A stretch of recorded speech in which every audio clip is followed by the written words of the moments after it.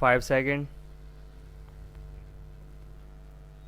If you scan the history of the railways in this country, you will see that it was the presidency towns Bombay, Madras, and Calcutta that determined the pattern of our railways as well as of our industrial and economic growth. The British, when they landed in this country, established trading centers called forts. In Chennai, it was Fort St. George. In Kolkata, it was Fort St. Williams, and in Mumbai, it was merely a fort, and there was one in Surat also.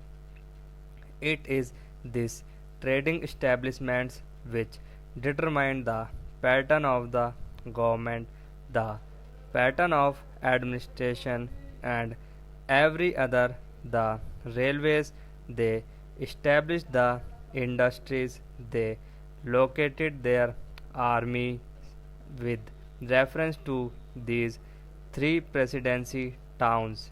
The idea of the presidency towns determining the pattern of our social structure, industrial development, and the system of our railways still persists.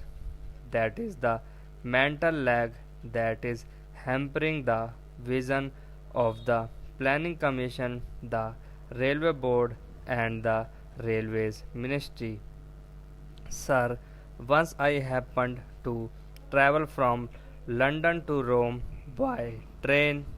Another time I had to travel from Moscow to Leningrad by train.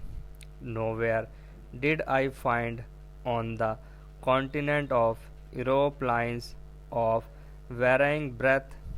It is all a uniform gauge.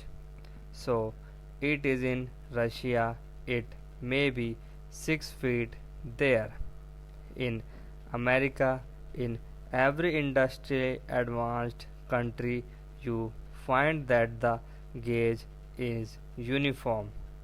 This very country which ruled us, namely the United Kingdom, had inside its border a uniform gauge BU.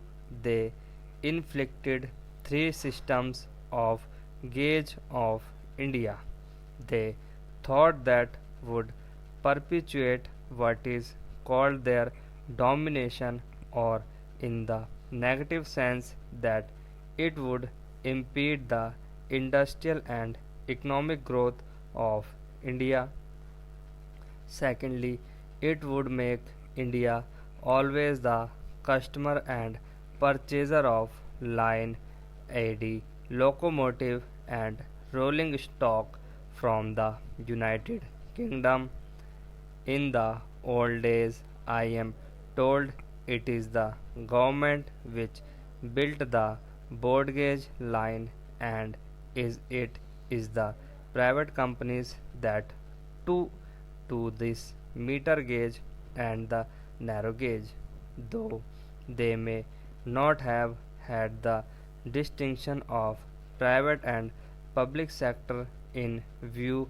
When it now appears that what the so called public sector then did has been good, and what the private sector then did has been to our disadvantage, I would appeal to these agencies to introduce a uniform gauge throughout the India.